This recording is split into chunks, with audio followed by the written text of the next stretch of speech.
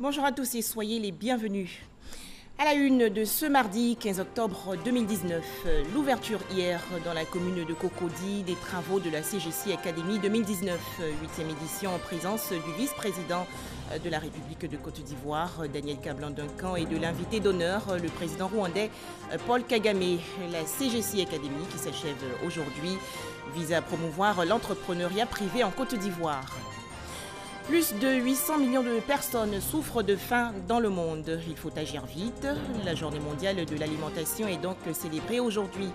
À noter que la Côte d'Ivoire est dans une meilleure situation. En effet, l'amélioration des rendements des cultures a entraîné une nette progression de la sécurité alimentaire. Enfin, des manifestations en Guinée-Conakry contre un troisième mandat du président Alpha Condé. Fin de séjour en Côte d'Ivoire pour le président du Rwanda. Paul Kagame a en effet quitté le district d'Abidjan ce matin. Le chef de l'État rwandais a fait ses adieux au vice-président ivoirien Daniel Kablan-Duncan. C'était à l'aéroport Félix Houphouët-Boigny de Port-Bouët. Rappelant que le président du Rwanda, Paul Kagame, a participé hier à l'ouverture de la 8e édition de la CGC Academy, tribune du patronat ivoirien visant à promouvoir l'entrepreneuriat privé. Environ 4000 entrepreneurs ont donc pris part hier dans la commune de Cocody à l'ouverture de l'édition 2019 de la CGC Academy. Cette rencontre s'est déroulée en présence du vice-président de la République de Côte d'Ivoire, Daniel Kablan-Duncan, et de l'invité d'honneur de cette 8e édition, Paul Kagame, le président du Rwanda. Thème retenu, environnement des affaires, quel modèle à privilégier pour le développement des entreprises en Afrique. Le point tout de suite avec Jérôme Kofi Ebola. Paul Kagame au Sofitel, hôtel Ivoire d'Abidjan, ce lundi 14 octobre 2019. En se rendant sur les bords de la lagune ébriée, le président rwandais vient honorer la CGCI Academy pour l'avoir invité à son forum annuel 2019. Une édition qui marque 8 années d'activité du patronat ivoirien.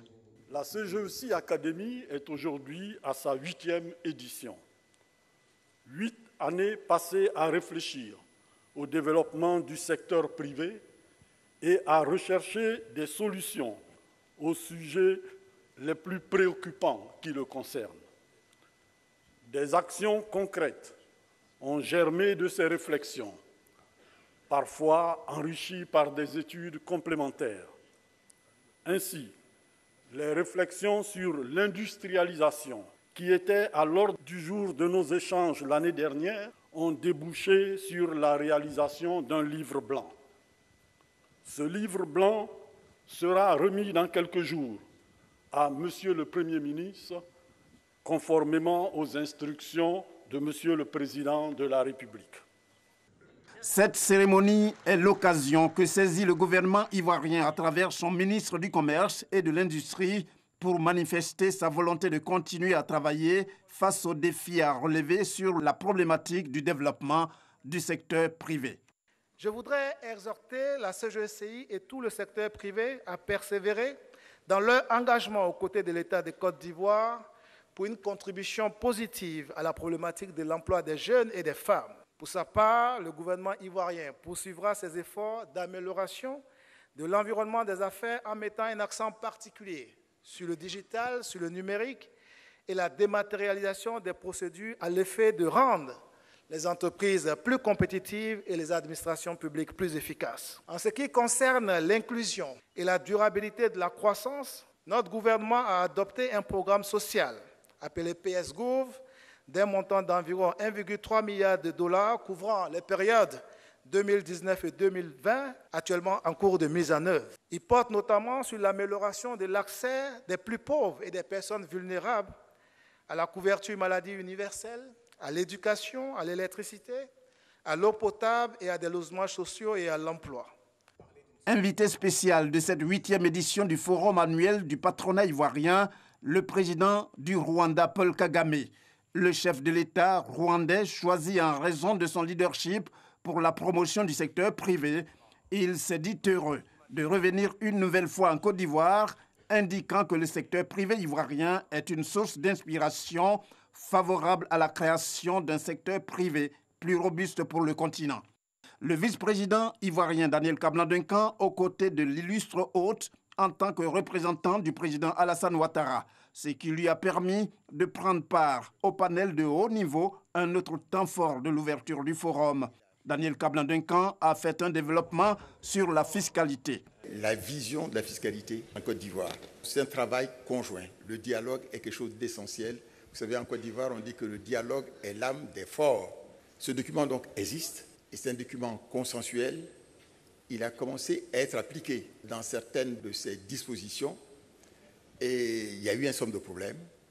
Et je crois que le Premier ministre Gouan Coulibaly a mis en place un nouveau comité pour faire un peu le point de ce qui a été appliqué, de ce qui reste, de manière à aller de l'avant.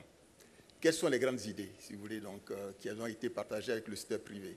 L'assiette du secteur privé actuellement en Côte d'Ivoire est trop étroite. Il faut élargir.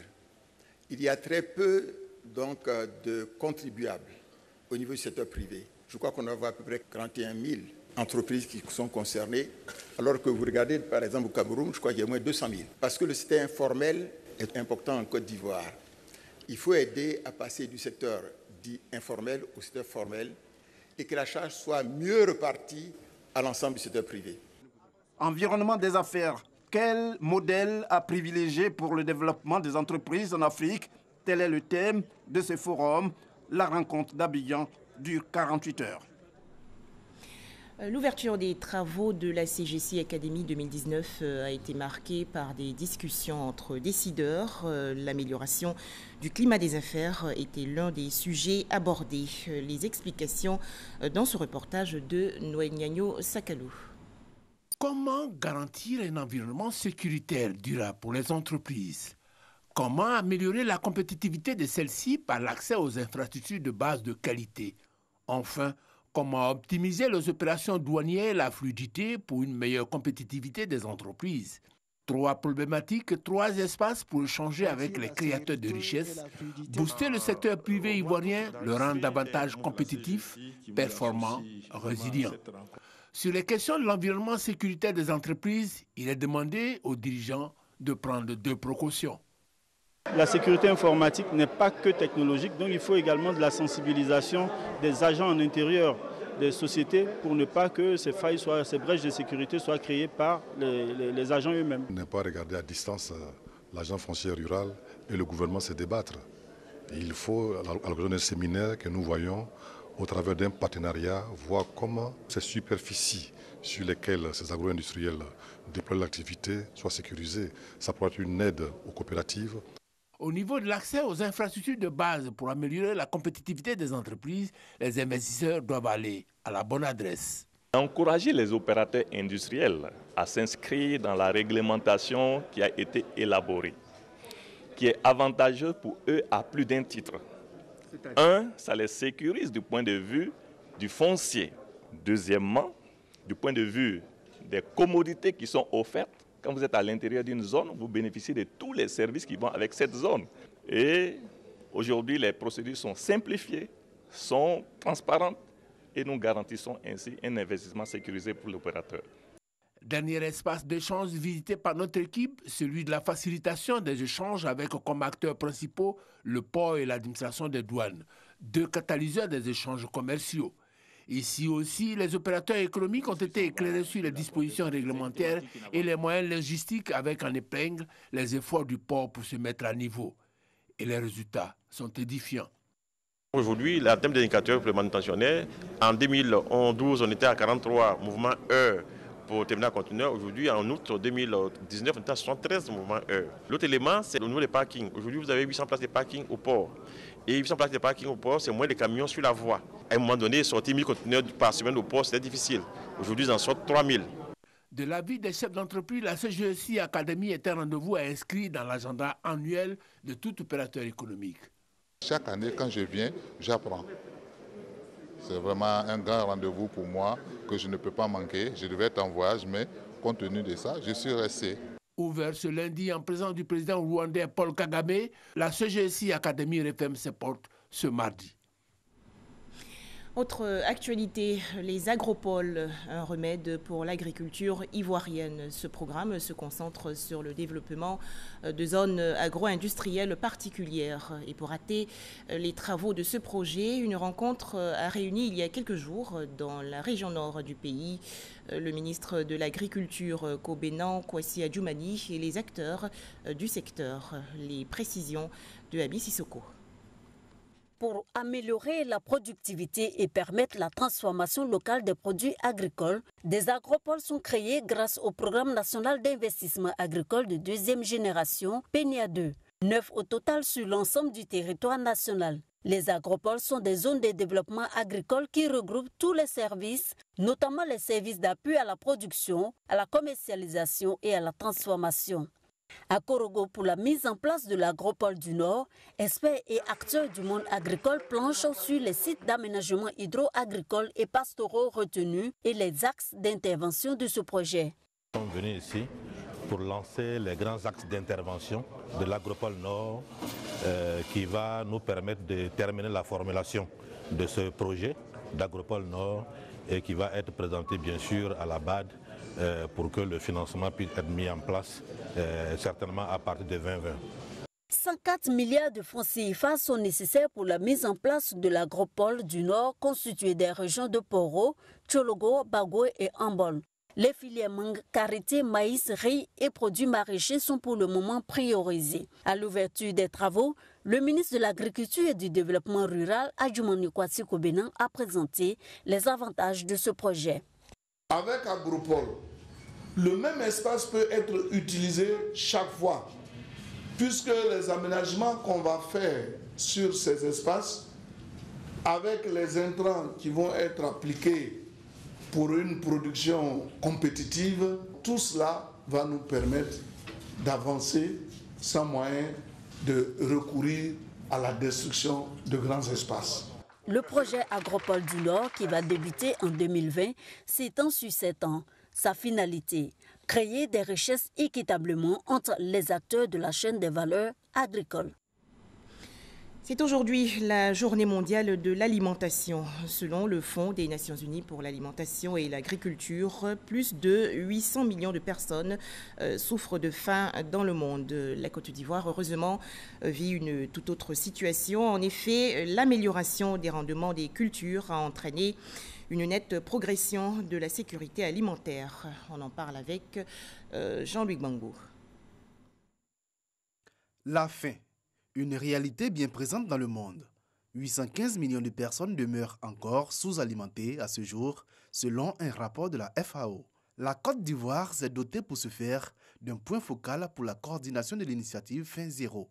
Le gouvernement, dans cette perspective, a élaboré et adopté de façon participative un plan national multisectoriel de nutrition 2016-2020, élaboré et adopté de façon participative le programme national d'investissement agricole de deuxième génération, PENIA 2, 2018-2025, qui consacre un volet important à la recherche de solutions pour cette problématique. Parfaitement inscrit dans cette dynamique de l'objectif Faim Zéro, le ministère de l'Agriculture et du Développement rural a mis en œuvre le PNIA 1, qui a contribué à l'amélioration des rendements des cultures. Résultat, une nette amélioration de la sécurité alimentaire des populations. La sécurité alimentaire des populations s'est nettement améliorée, avec la disparition de la forme sévère de l'insécurité alimentaire, 2,5% en 2009 contre 0,1% en 2018. Cette tendance sera renforcée et améliorée par la mise en œuvre du PENIA de deuxième génération qui mettra l'accent sur la transformation structurelle de notre agriculture.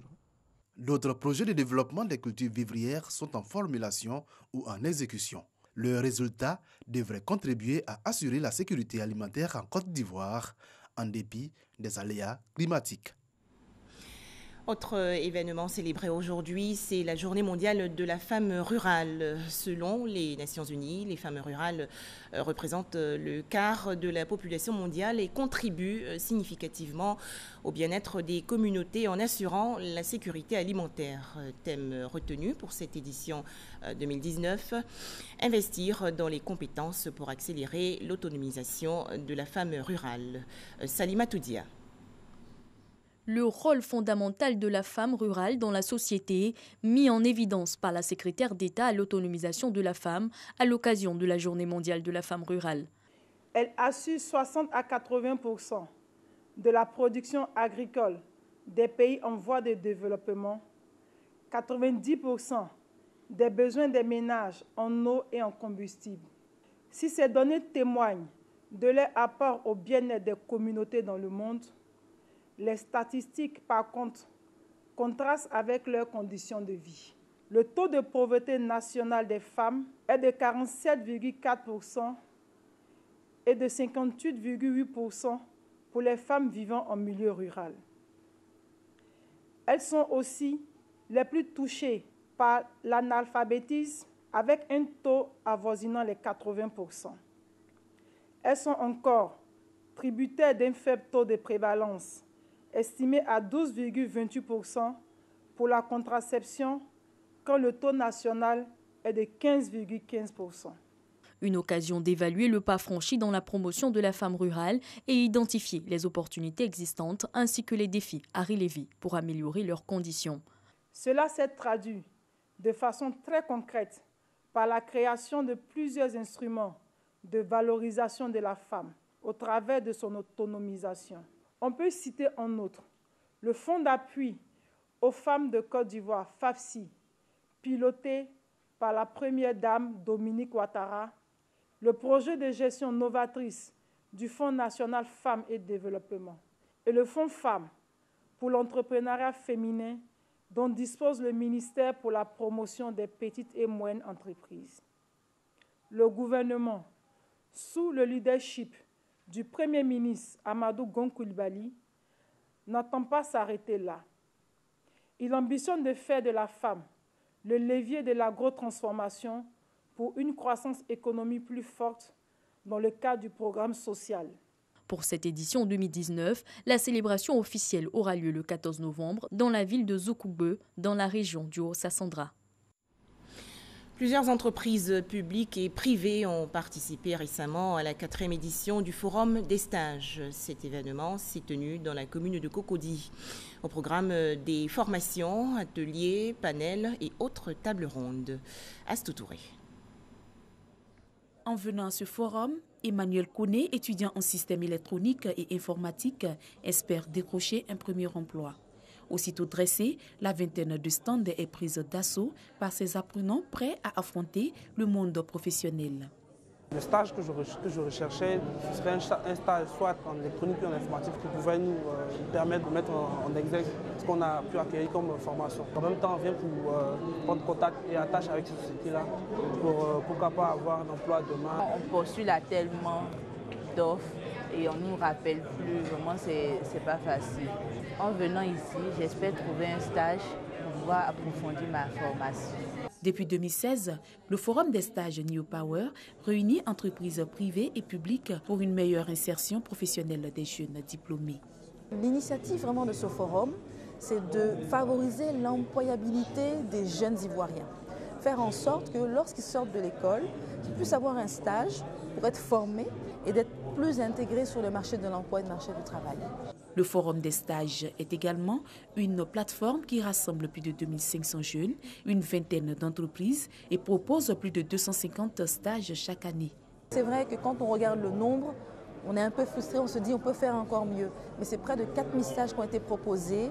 Il y a également plus de 400 jeunes qui ont pu intégrer donc, des entreprises. Il y a encore même des jeunes qui sont encore employés aujourd'hui, qui ont eu un CDD ou un CDI dans ces structures. Ateliers de formation, coaching, conférences et espaces conseil CV sont entre autres des innovations de cette 4e édition. Impacter un recruteur passe nécessairement par la connaissance d'abord de soi-même en matière de recherche d'emploi, de sorte à toucher effectivement Ce dont a besoin le recruteur pour l'amener à vous appeler, ne serait-ce que pour un entretien. 63,10% de la population ivoirienne est en âge de travailler. Et ce forum se veut un cadre d'échange, une porte d'entrée pour un premier emploi. Pour cela, les initiateurs entendent compter sur une meilleure implication des entreprises. Direction le nord-est du pays, des automobilistes ont bénéficié récemment d'une séance de recyclage dans la région du Bounkani. C'est une initiative du ministère des Transports. À noter que le ministre Amadou Koné a également offert 1000 permis de conduire à la jeunesse du Bounkani. Pour en parler, Mamadou Kouessi. Ils ont raison d'être heureux. Ces jeunes de la région de Bounkani ont longtemps caressé le rêve de détenir un permis de conduire. Aujourd'hui, c'est chose faite. Au nord de 1000, ils reçoivent leur permis de conduire. En leur remettant ces documents, le ministre des Transports et les cadres du Bounkani veulent jouer leur partition dans la politique de promotion de l'entrepreneuriat des jeunes de cette région de la Côte d'Ivoire et surtout réduire le taux d'accident. La meilleure façon de vous aider, c'est de vous aider à être en règle. Et être en règle, c'est rouler avec le permis de conduire. Cette initiative des cadres du Bounkani a été possible grâce au ministère des Transports qui a permis un accompagnement technique.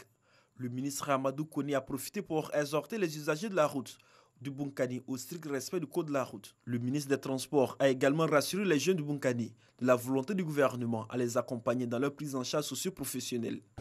La cérémonie de ce jour revêt pour moi un double intérêt, en ce sens qu'il s'inscrit parfaitement dans la vision du président de la République, son Excellence M. Alassane Ouattara, et répond aux objectifs fixés par le chef du gouvernement, le Premier ministre Amadou Koulibaly, en matière de sécurité routière et de politique sociale en faveur des populations. Chers frères et chères sœurs récipiendaires, soyez de bons conducteurs. Soyez courtois envers les autres usagers de la route. Respectez ce que l'auto-école vous a enseigné. La ville de Bouna disposera, selon le ministre des Transports, Amadou Koné, d'un centre de gestion intégré dans quelques mois, en vue de faciliter la délivrance des permis de conduire. Mais avant, une phase de recyclage des détenteurs de permis de conduire a démarré cette semaine. Des initiatives pour réduire le nombre d'accidents à Bouna. 123 cas ont été recensés en 2018 pour 19 cas de décès. De nombreux sinistrés à Alépé, dans la région sud du pays, après les fortes pluies qui se sont abattues récemment sur la ville. Les autorités ont donc tenu hier une réunion de crise. Objectif, apporter leur secours aux victimes. Le point avec Eugène Toubé. L'image est quasi surréaliste. Presque toute la ville d'Alépé, localité située à 55 km d'Abidjan, est sous les eaux. Conséquence de la forte pluie de ce dimanche. Aucun quartier n'a été épargné. Un bilan lourd, quoiqu'aucune perte en vie humaine enregistrée. Les dégâts varient en importance selon la topographie et le relief des zones d'habitation. Les populations sont dans le désarroi face à une situation qui jamais n'a été vécue à Alépé. Toute la nuit, on n'a pas dormi. Les enfants, les congélateurs, tout est dans l'eau. Il fait comment? Nous sommes envahis par l'eau et tout le temps employé dans l'eau. Les fauteuils, tout le temps, en somme tout. Franchement, il nous faut une assistance particulière dans ce cas-là. Avec la forte pluie de ce dimanche, la rivière Koussan, affluent du fleuve Komoué, est sortie de son lit. Conséquence, Alépé, une ville aujourd'hui prisonnière des eaux. De la ville, il est impossible d'accéder à Abroki, village de la commune. Que l'on soit à pied, en bicyclette ou en voiture. Pour l'heure, une pirogue assure la liaison entre Abroki et Alépé, le temps que le niveau de l'eau baisse et finisse par s'assécher. Une situation alarmante qui a amené le préfet d'Alépé et le maire de cette localité à prendre les mesures à leur corps défendant face à l'entêtement de certaines populations qui refusaient de quitter leurs habitations sinistrées.